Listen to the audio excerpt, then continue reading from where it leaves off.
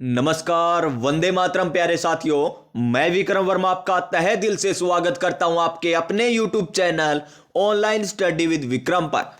तो प्यारे साथियों, आप सभी स्वस्थ होंगे, मस्त होंगे और अपनी अपनी तैयारी में व्यस्त होंगे। और इसी तैयारी को और मजबूत और शानदार और दमदार बनाने के लिए हम कर रहे हैं संपूर्ण राजस्थान जीके। जी हां प्यारे विद्यार्थियों, संपूर्ण राजस्थान जीके प्रीवियस ईयर क्वेश्चनों के माध्यम से। जी हां, प्रीवियस ईयर क्वेश्चन वो चाहे अधीनस्थ बोर्ड के द्वारा पूछे गए हो, आरपीएससी में पूछे गए हो, ऑफिशियल आंसर की के साथ और व्याख्या संहिता में कर रहे हैं। अगर पहले किसी ने थ्योरी पढ़ रखी है उनके लिए तो यह क्लास महत्वपूर्ण रहने वाली है। साथ ही साथ जिन्होंने पहले थ्योरी नहीं पढ़ रखी उनके लिए भी यह महत्वपूर्ण होने वाली है, क्योंकि इसमें मैं आपको व्याख्या सहित करवाने वाला हूं। जी हां, प्रीवियस ईयर क्वेश्चन व्याख्या सहित हम कर रहे हैं। और सबसे पहले हमने क्या स्टार्ट किया था? राजस्थान का भूगोल। क्या स्टार्ट किया था? राजस्थान का भूगोल स्टार्ट किया है, जिसमें हम कितने टॉपिक कर चुके हैं? नंबर एक टॉपिक भौतिक प्रदेश कंप्लीट कर चुके हैं। नंबर 2 टॉपिक हमने राजस्थान की मिट्टियां टॉपिक किया था। नंबर 3 पर हमने राजस्थान की जलवायु टॉपिक किया था। नंबर 4 पर हमने कौन सा टॉपिक किया था?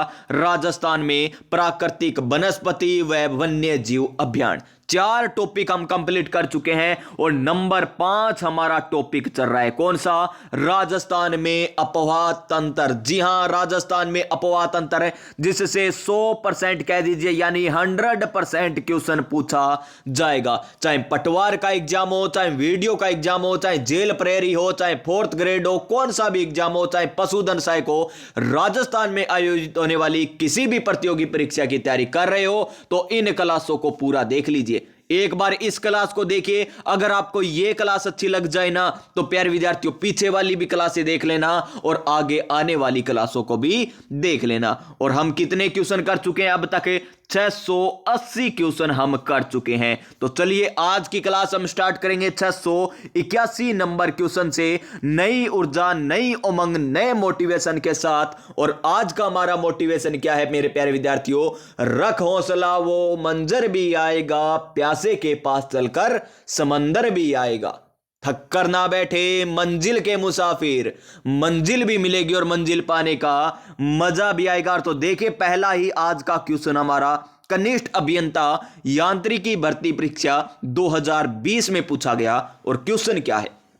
राजस्थान में माही नदी, कौन सी नदी? राजस्थान में माही नदी निम्न में से किन जिलों से सीमा बनाती है? माही नदी है ना, वो किन जिलों के साथ सीमा बनाती है, ये हमें पूछा गया क्वेश्चन है। तो देखिए, कल की क्लास में आपको माही नदी के बारे में पूरी व्याख्या बताई थी, लेकिन फिर भी मैं आपको थोड़ी सी और व्याख्या बता देता हूं। देखिए, ये हमारा क्या है? नीचे दक्षिणी राजस्थान हो जाएगा। क्या हो जाएगा? दक्षिणी राजस्थान हो जाएगा नीचे। तो नीचे यहां पर है मध्य प्रदेश।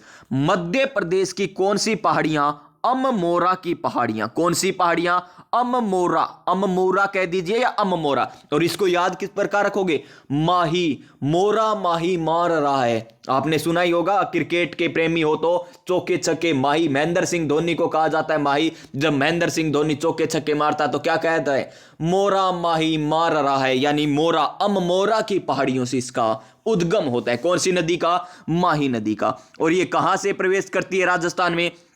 बांसवाड़ा के खाटू ग्राम से ये राजस्थान में प्रवेश करती है। पूछा जा सकता है कि माही नदी राजस्थान के कौन से जिले से प्रवेश करती है? तो कौन से जिले से प्रवेश करती है? बांसवाड़ा से। अगर स्थान पूछे तो खाटू ग्राम आ जाएगा। क्या आ जाएगा? खाटू ग्राम आ जाएगा। एक बात और आपको पता होगा, मैंने आपको भौतिक प्रदेश पढ़ रहे थे तब मैंने आपको बताया था कि राजस्थान में कर्क रेखा 2 जिलों से होकर गुजरती है, वो है डूंगरपुर और बांसवाड़ा। ये कौन सी रेखा है? कर्क रेखा। कौन सी रेखा? कर्क रेखा, जो राजस्थान के 2 जिले डूंगरपुर और बांसवाड़ा से होकर गुजरती है। तो देखिए, आगे ये माही नदी आगे आएगी, यहां पर बांसवाड़ा, फिर थोड़ा सा प्रतापगढ़ में जाएगी, वापिस ये डूंगरपुर में आकर, बांसवाड़ा में आकर वापिस ये खंबात की खाड़ी में चली जाएगी। आगे गुजरात, फिर खंबात की खाड़ी में चली जाएगी। कौन सी नदी? माही नदी। तो देखिए, माही नदी किस प्रकार चल रही है?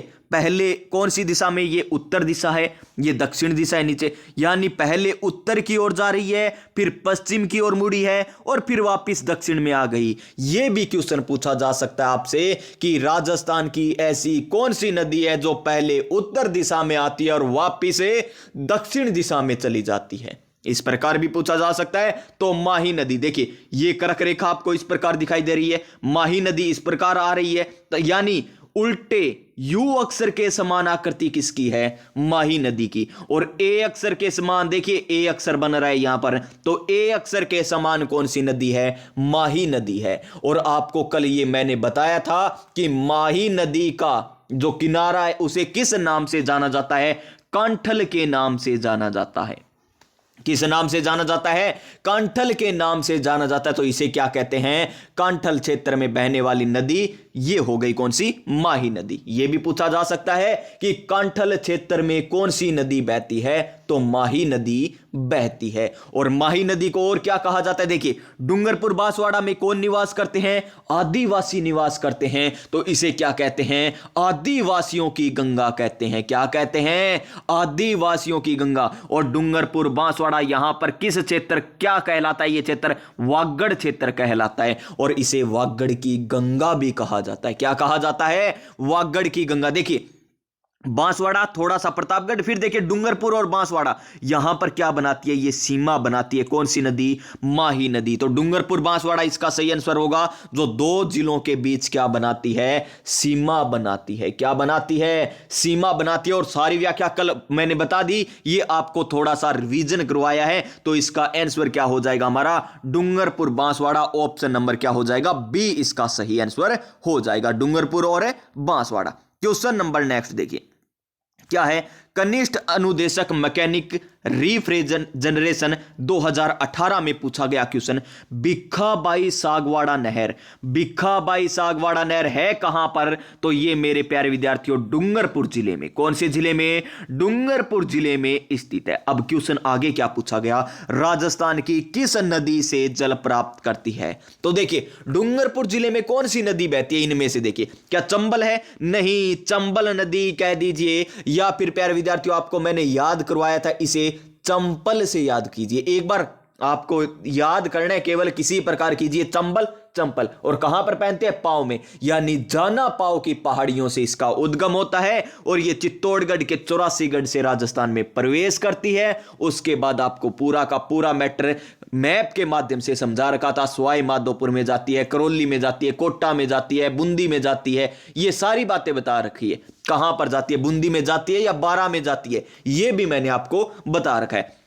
तो पीछे वाली क्लासें मोस्ट इंपॉर्टेंट रहती है। तो जाखम, जाखम इसमें आएगी क्या, नहीं आएगी। क्या माही नदी, अभी आपको बताया है कि ये तो डूंगरपुर और बांसवाड़ा में सीमा बनाती है, तो माही नदी डूंगरपुर में बहती है। तो भिखाबाई सागवाड़ा नहर कहां पर आ जाएगी, कहां से पानी प्राप्त करती है, ये माही नदी से। तो ऑप्शन नंबर सी हो जाएगा इसका सही आंसर। क्या हो जाएगा, ऑप्शन नंबर सी। तो चलिए देखते हैं इसका आंसर क्या है। ऑप्शन नंबर सी दे रखा है, तो इसका आंसर क्या आ जाएगा, ऑप्शन नंबर सी एकदम करेक्ट आंसर।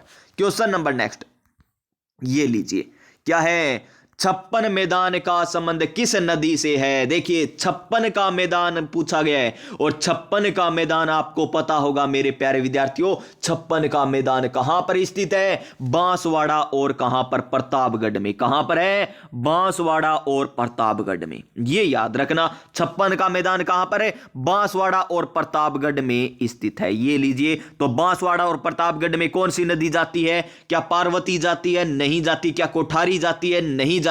क्या खारी नदी है, नहीं। तो इसका सही आंसर हमारा ऑप्शन नंबर बी हो जाएगा।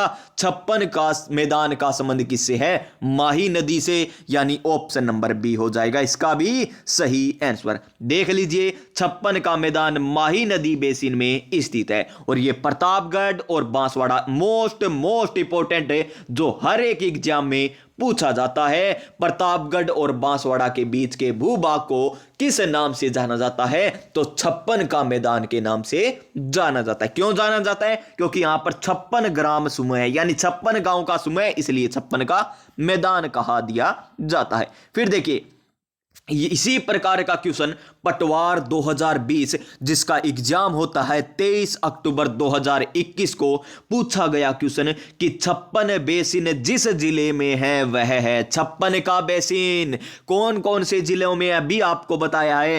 एक तो प्रतापगढ़ है और एक बांसवाड़ा है। तो इनमें कौन सा ऑप्शन दे रखा है? अलवर आएगा क्या नहीं आएगा, टोंक आएगा क्या नहीं आएगा, पाली आएगा क्या नहीं आएगा? तो इसका आंसर ऑप्शन नंबर ए बांसवाड़ा। और ऑप्शन नंबर ए बोले तो अब की बार सरकारी नौकरी हमरे दरबार श्रीमान, तो ऑप्शन नंबर ए।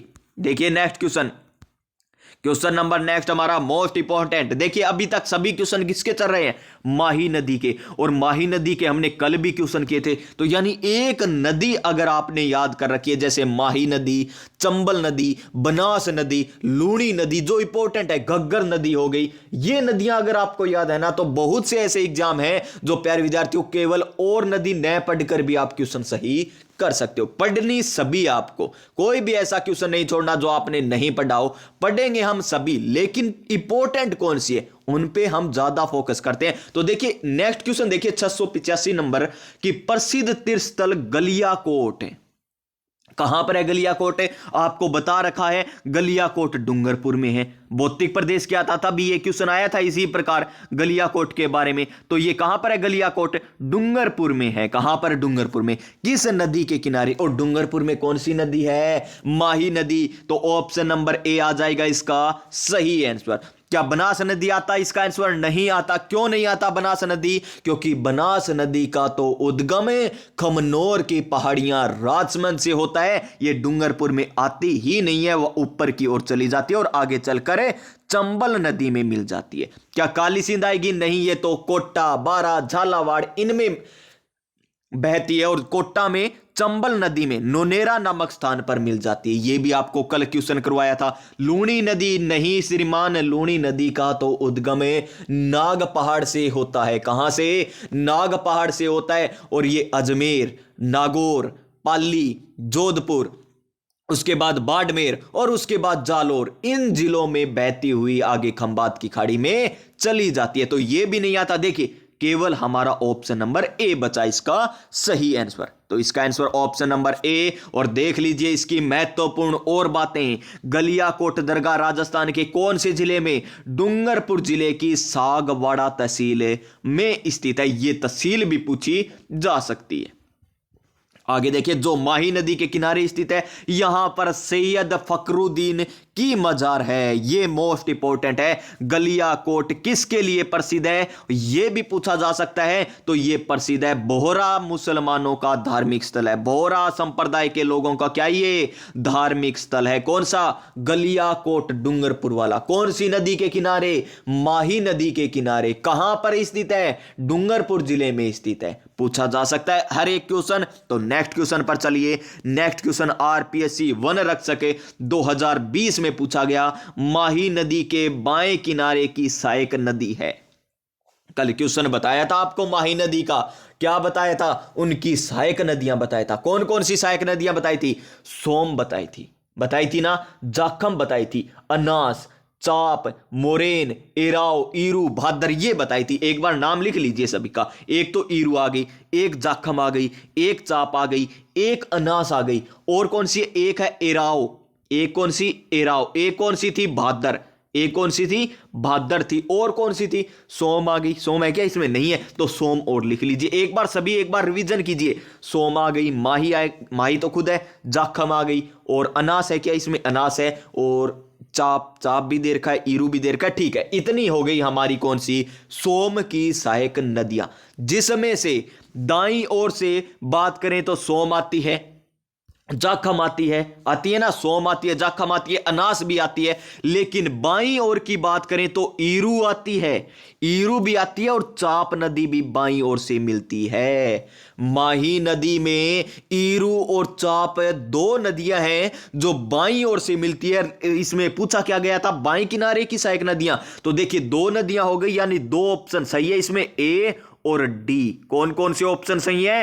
ए और डी। तो इसी कारण एग्जामिनर को क्या करना होगा? इस क्वेश्चन को डिलीट करना पड़ेगा। क्यों करना पड़ेगा? कोई तो ए करके आया होगा इसका आंसर, कोई डी करके आया होगा, इसलिए इस क्वेश्चन का आंसर क्या होगा, हमारा ए और डी दोनों होगा। तो एग्जामिनर ने इसे क्वेश्चन को डिलीट कर दिया। देखिए माही नदी बाएं किनारे की सहायक नदियां, एक तो अनास है, एक पानम है और एक चाप नदी है। ठीक है ना। तो चलिए नेक्स्ट क्वेश्चन पर चलते हैं। 687 number question, RPSC GK and horticulture exam 2018 में सोम एक सहायक नदी है, किसकी है जी, अभी आपको बताए। सोम, माही, जाखम।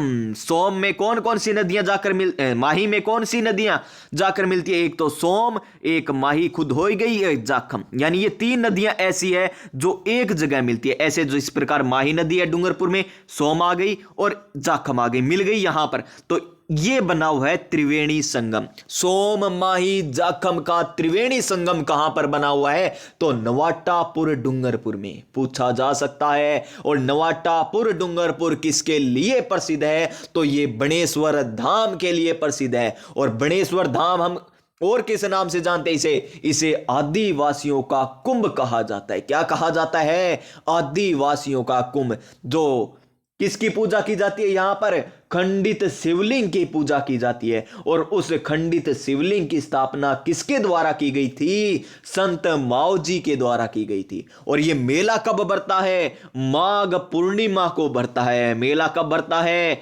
माघ पूर्णिमा को बढ़ता है। ये लीजिए, देखिए सोम किसकी सहायक नदी हो गई, माही नदी की। और इसी जगह और कौन सी नदी आकर मिलती है, जाखम। यानी क्या बन गया, त्रिवेणी संगम। और सारी बातें मैंने बता दी। इस त्रिवेणी संगम की नवाटापुर डूंगरपुर में मिलता है ये त्रिवेणी संगम।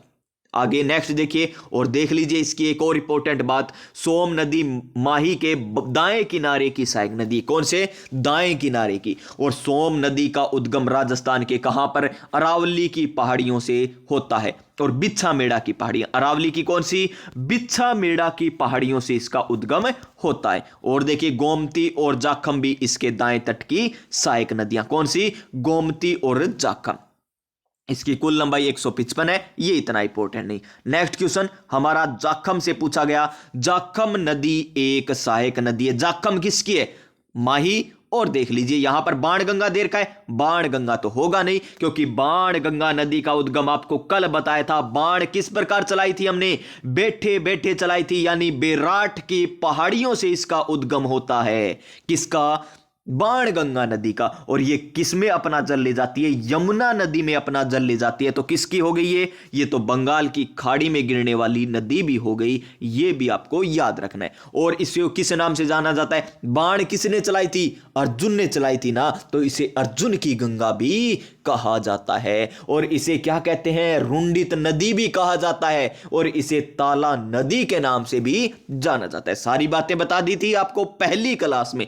क्या अनास होगा, नहीं होगा। क्या काली सिंध होगा, नहीं होगा। काली सिंध तो किसकी सहायक नदी है, चंबल की सहायक नदी है। तो इसका आंसर सोम हो जाएगा। क्यों हो जाएगा, कि सोम नदी और यहां पर माही नदी है। इस प्रकार माही नदी की बात करें, ये रही माही नदी, तो इसमें आकर यहां पर मिलती है जाखम और यहां पर होता है नवाटापुर डूंगरपुर में त्रिवेणी संगम। तो सोम हो जाएगा इसका सही answer option number C. Option number C. देखिए जाखम, जखम, जाखम, जाखम, जाखम नदी की बात करें, देखिए एक बार फिर से, जखम, जखम किसको थे, महाराणा प्रताप को थे ना। और छोटे छोटे बहुत से जखम थे, यानी ये छोटी सादड़ी प्रतापगढ़ से इसका उद्गम होता है। कौन सी नदी का, जाखम नदी का। और सोम नदी तो आपको बता ही दिया, बिच्छा मेड़ा से होता है इसका उद्गम। तो देखिए जाखम नदी का उद्गम चित्तौड़गढ़ जिले की छोटी सादड़ी, छोटी सादड़ी चित्तौड़गढ़, छोटी सादड़ी चित्तौड़गढ़। ठीक है आगे देख। और यह नदी उदयपुर के दरियावाद तहसील के समीप सोम नदी में जाकर मिल जाती है। क्या होगा इसका आंसर, जाखम आ जाएगा। छोटी सादड़ी से इसका उद्गम होता है, कौन सी का, जाखम नदी का। और सोम में जाकर मिल जाती है। एक बार मैं देख लूं क्या इसका, छोटी सादड़ी कहां पर, चित्तौड़गढ़ में इसने दे रखा है। और इसका आंसर छोटी सादड़ी चित्तौड़गढ़ आएगा नहीं प्यारे विद्यार्थियों। प्रतापगढ़ नया जिला बन गया था, उसमें गई थी छोटी सादड़ी, तो प्रतापगढ़ ही आएगा इसका। क्या आएगा, प्रतापगढ़ जिले की है यहां पर।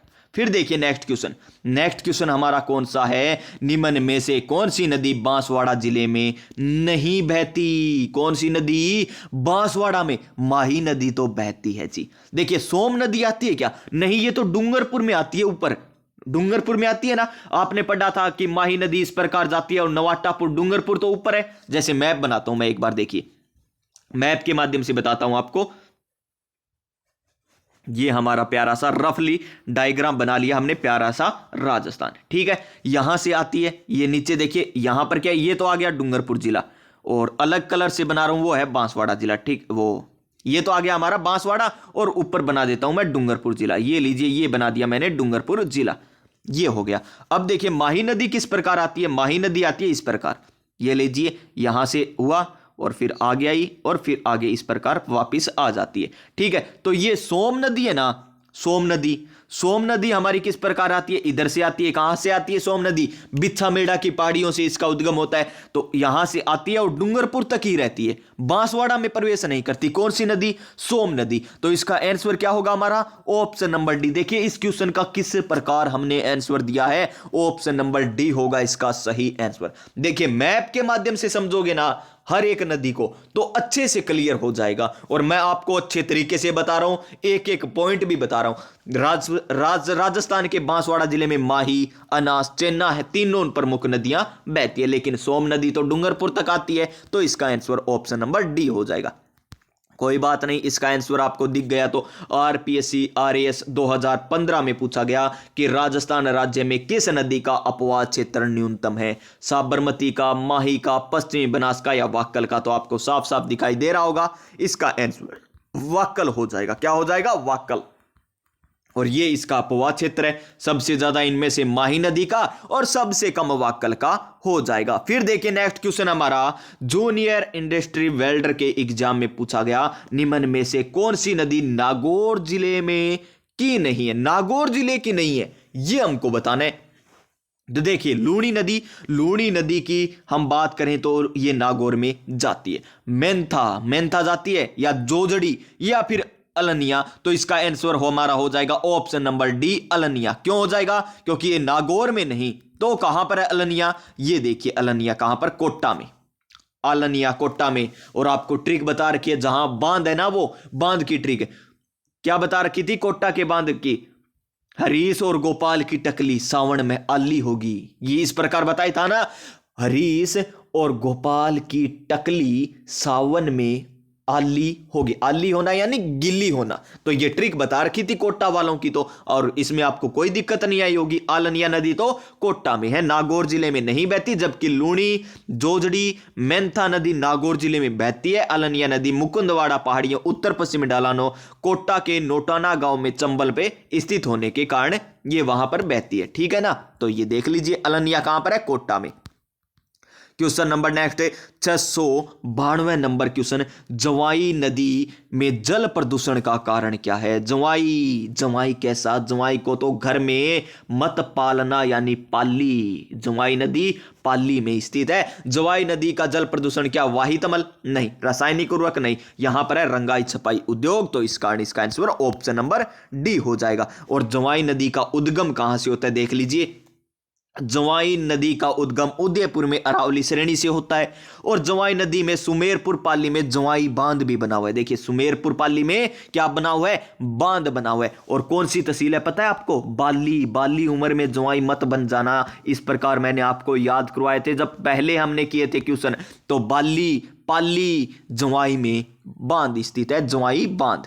फिर देखिए नेक्स्ट क्वेश्चन, जयन मैकेनिकल डिग्री एग्जाम 2016 में पूछा गया, साबी नदी के तट पर, सभी इसको आपको किस प्रकार याद करवाए? साबी यानी सभी क्या बनना चाहते हैं? वर बनना चाहते हैं ना वर सभी, तो सेवर की पहाड़ियों से इसका उद्गम होता है। साबी नदी का उद्गम कहां से होता है? सेवर की पहाड़ियों से होता है, जो कहां पर है? जयपुर में स्थित है। कहां पर है? जयपुर में। यहां से इसका उद्गम होता है ना। तो साबी नदी के तट पर प्राचीन राजस्थान की सभ्यता कौन सा स्थल है? क्या गुलुंड है? नहीं, ये तो राजसमंद में आ जाएगा, तो ये गलत हो जाएगा। नगरी है, नगरी चित्तौड़गढ़ में, तो ये भी गलत हो जाएगा। बरौर आएगा क्या? नहीं। तो जोधपुरा सभ्यता कहां पर है? जयपुर में है। तो जयपुर जोधपुर में स्थित है तो साबी नदी के किनारे स्थित होगा ना, तो जोधपुरा सभ्यता साबी नदी के किनारे पर स्थित है। तो इसका सही आंसर हमारा ऑप्शन नंबर बी हो जाएगा। और साबी नदी का उद्गम कहां से होता है ये बता दिया ना,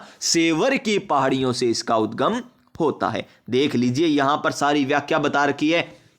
प्राचीन राजस्थान जोधपुरा स्थल साबी नदी के तट पर जयपुर जिले में बसा हुआ है। साबी नदी भारत के राजस्थान, हरियाणा, दिल्ली में बहने वाली एक अल्पकालीन वर्षा आधारित नदी, यानी वर्षा होती है तभी ये बहती है। और गिलुंड तो आपको पता है राजसमंद में बनास नदी के किनारे पर है। और बरोड़ की बात करें राजस्थान के गंगानगर घग्गर नदी के तट पर स्थित है। नेक्स्ट क्वेश्चन क्या है हमारा, ये लीजिए हमारा फिर आ गया नेक्स्ट क्वेश्चन। ये क्वेश्चन पूछा गया था जो हमने सबसे पहला क्वेश्चन किया था ना अपवाह तंत्र का, किसमें, सीईटी के एग्जाम में। और तब सभी विद्यार्थियों ने कहा था कि सर ये डाई नदी कहां से आ गई, डाई नदी कहां से आ गई। तो देखिए डाई नदी प्रीवियस ईयर क्वेश्चन में पहले से ही आई हुई है, जो 2018 में पूछ ली गई थी। डाई नदी का संबंध राजस्थान के किस जिले से है, और हमने पहला ही क्वेश्चन किया था उसमें आपको बताया था अजमेर जिले से संबंधित है। ऑप्शन नंबर सी देख लीजिए, डाई नदी का संबंध अजमेर जिले से है। और यहां की अन्य प्रमुख नदियां साबरमती, सरस्वती, लूनी, खारी, बनास ये है। ठीक है जी।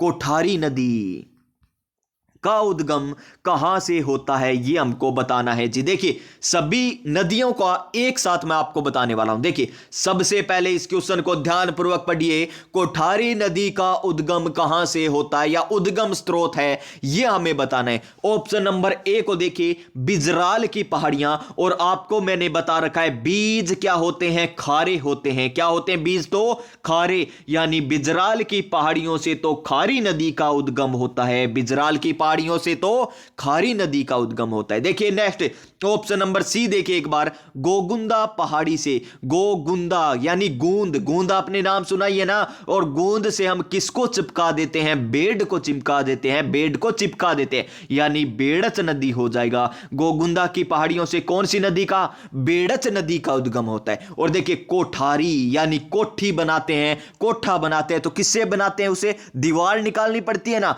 तो दिवेर की पहाड़ियों से कौन सी नदी का उद्गम होगा, तो कोठारी नदी का होगा। तो इस क्वेश्चन का राइट आंसर हमारा ऑप्शन नंबर बी हो जाएगा। देखिए सारी बातें बता दी, खारी नदी बिजराल, बेड़च से, बेड़च कहां से, गोगुंदा से, और दिवेर की पहाड़ियों से कोठारी नदी का उद्गम होता है। तो इस क्वेश्चन का right answer option number B हो जाएगा। देख लीजिए, और कोठारी नदी दिवेर की पहाड़ी राजसमंद से इसका उद्गम होता है और यह भीलवाड़ा में बनास नदी में मिल जाती है। कौन सी, कोठारी नदी। फिर देखिए नेक्स्ट क्वेश्चन क्या है, 696 नंबर क्वेश्चन क्या है, निम्न में से राजस्थान की कौन सी नदी जैसलमेर बेसिन में नहीं गिरती।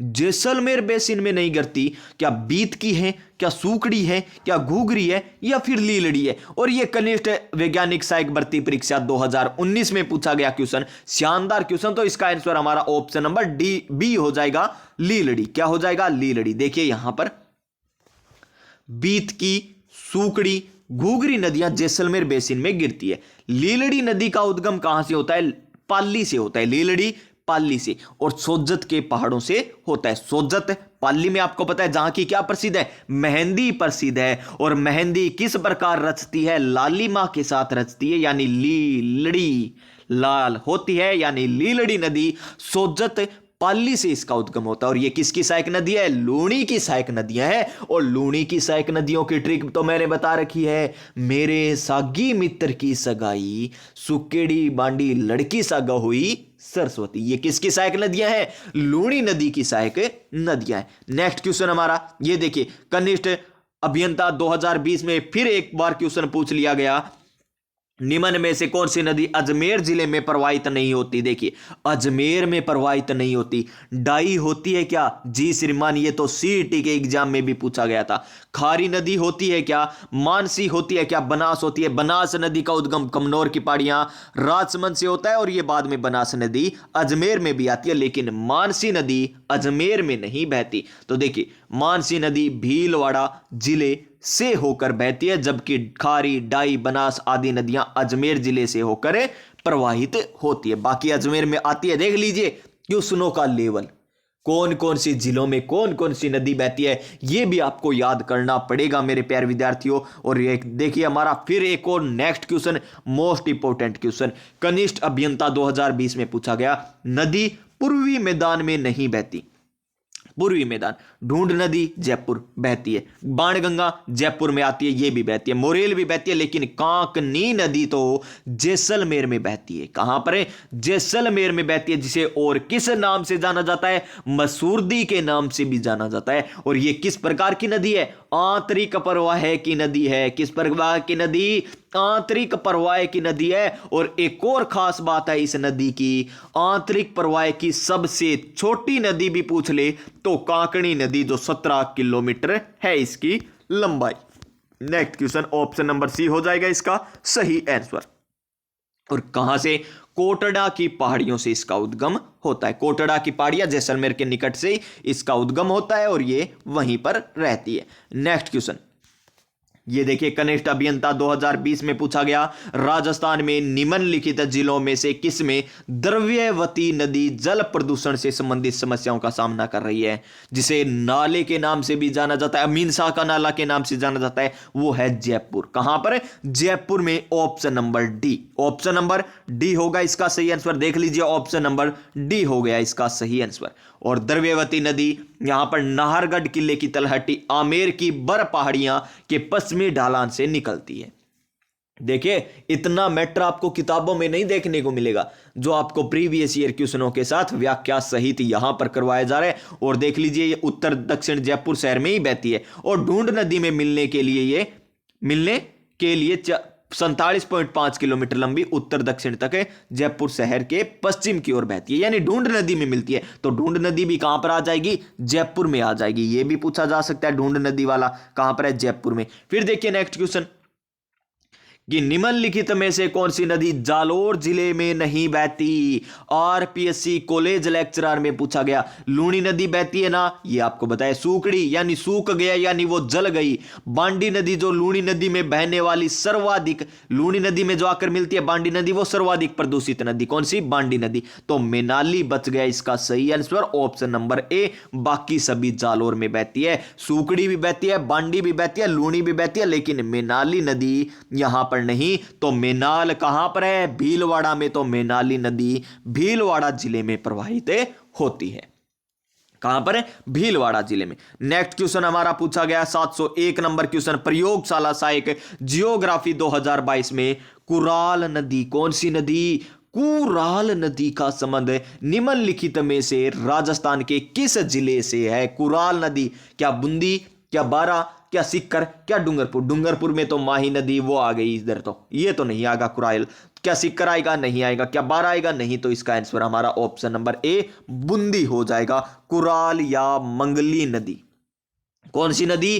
कुराल या मंगली नदी का संबंध राजस्थान के बूंदी जिले से है। और बूंदी जिले में अन्य नदियां भी देख लीजिए साथ के साथ, मेज नदी, ब्राह्मणी नदी, गोदा भी प्रभावित होती है, यह भी बूंदी जिले में बहती है।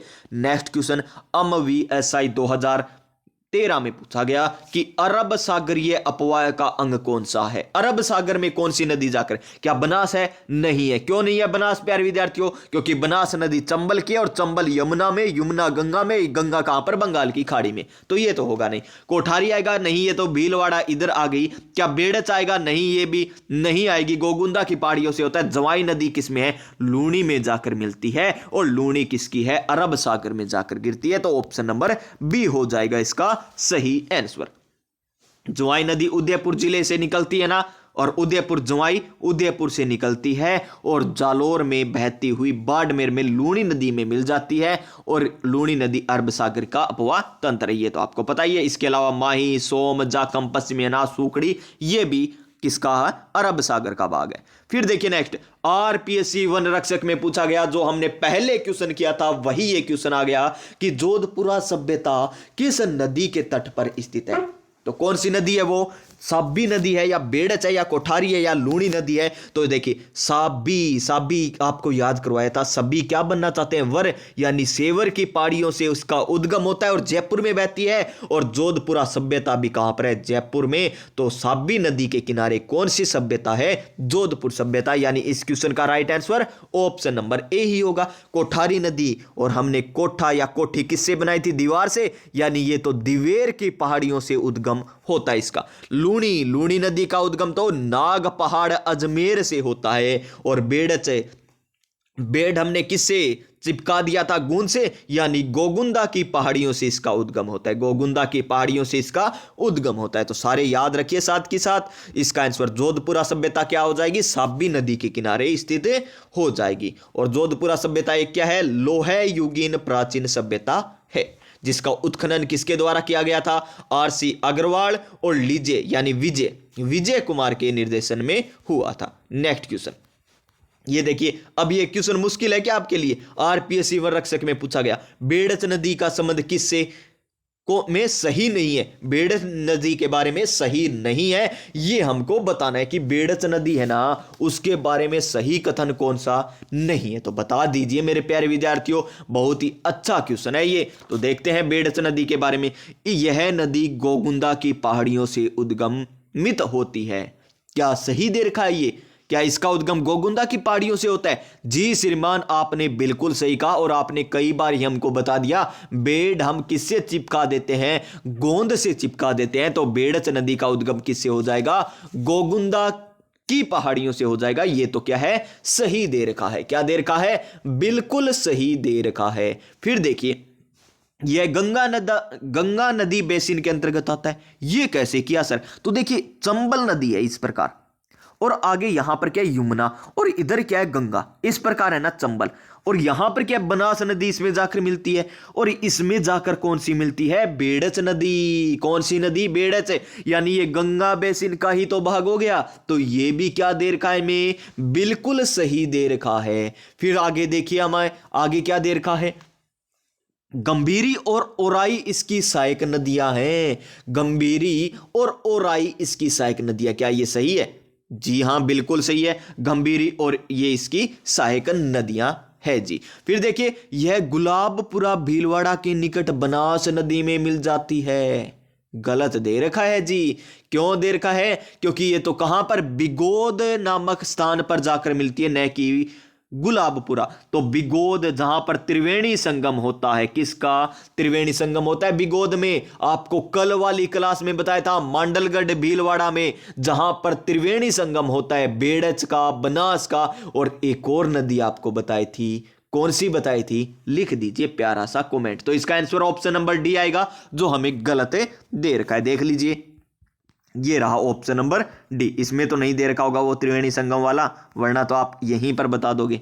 ये देखिए नेक्स्ट, बेड़च नदी उदयपुर गोगुंदा की पहाड़ियों से निकलती है। ठीक है जी। बनास की सहायक नदी है। गंगा नदी बेसिन से संबंधित है। भीलवाड़ा जिले के बिगोद गांव नामक बनास नदी में मिल जाती है। और इसकी प्रमुख सहायक नदियां गंभीरी, ओराई, बेंगन, बागली, आयड, ये इसकी सहायक नदियां हो गई। नेक्स्ट क्वेश्चन देखिए, नदियों के किनारे जो स्थल हैं उनके बारे में दे रखा है। तो देख लीजिए, जोधपुरा साबी नदी के किनारे बिल्कुल सही। कालीबंगा घग्गर नदी के किनारे बिल्कुल सही। ओजियाना खारी नदी के किनारे। और बालाथल कांतली नदी के किनारे गलत है। बालाथल कहां रह गया? कांतली सीकर हाड़ोत शेखावाटी क्षेत्र में रह गई, तो ये तो गलत हो गया। देख लीजिए, प्रसिद्ध ताम्र पाषाणिक स्थल बालाथल जो उदयपुर जिले में स्थित है, बेड़च नदी के तट पर है। कौन सी नदी के? बेड़च नदी। तो कांतली तो शेखावाटी में है, जहां पर नीम का थाना स्थित है। नीम का थाना में बहती है ना। और सीकर में कौन सी वो सभ्यता है? गणेश्वर सभ्यता। कौन सी? गणेश्वर सभ्यता स्थित है वहां पर, जो कांतली नदी के किनारे स्थित है। और हम बात करें किसकी? बालाथल की, तो इसका उत्खनन, खोज किसके द्वारा? यहां पर वी.एन. मिश्र के द्वारा की गई थी। और जबकि बस इतनी ही बातें याद रखनी है। 706 number question, Torawati basin. Torawati basin प्रवाहित होती है। कौन सी नदी तोरावाटी बेसिन में प्रवाहित होती है? कांकनी? नहीं, ये तो जैसलमेर में कांटली की पहाड़ियों से इसका उद्गम होता है और ये जैसलमेर में ही विलुप्त हो जाती है। और आंतरिक प्रवाह की सबसे छोटी नदी 17 किलोमीटर वाली है। क्या बाणगंगा नदी? नहीं, बाणगंगा नदी तो प्यारे विद्यार्थियों आपको बताया बैराट की पहाड़ियों से उद्गम होता है और यमुना में जाकर मिल जाती है। क्या गंभीरी नदी? नहीं, तो कांतली नदी जो खंडेला की पहाड़ियों से उद्गम होता है और मंडेला की पहाड़ियों में जाकर विलुप्त हो जाती है। Option number B. और इस नदी के किनारे कौन सी सभ्यता स्थित है? वो है हमारी कौन सी? गणेश्वर सभ्यता। कौन सी? गणेश्वर सभ्यता, जो नीम का थाना सीकर में स्थित है। और एक और सभ्यता है यहां पर, कौन सी? सोनारी सभ्यता। कौन सी? सोनारी सभ्यता, जो झुंझुनू जिले में स्थित है। ऑप्शन नंबर बी आएगा इसका सही आंसर। देख लीजिए यहां पर राजस्थान में कांतली नदी तोरावाटी बेसिन में प्रवाहित होती है।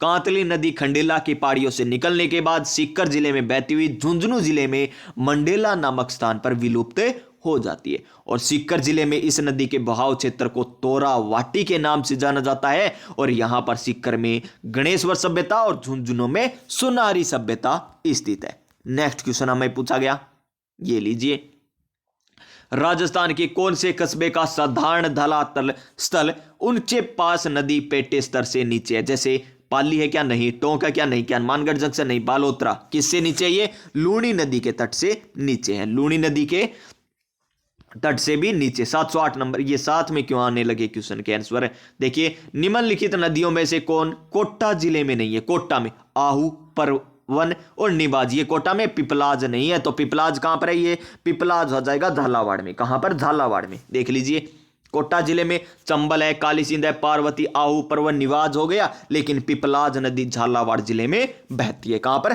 झालावाड़ में। नेक्स्ट क्वेश्चन इसका साथ नहीं है, ठीक है, ये तो क्वेश्चन ही डिलीट हुआ है, कोई ना, फिर भी देखते क्या है। नदी जिसका उद्गम राजस्थान से होता है, लूणी का होता है जी, माही का नहीं होता, जवाई का होता है जी, पार्वती ये का नहीं होता।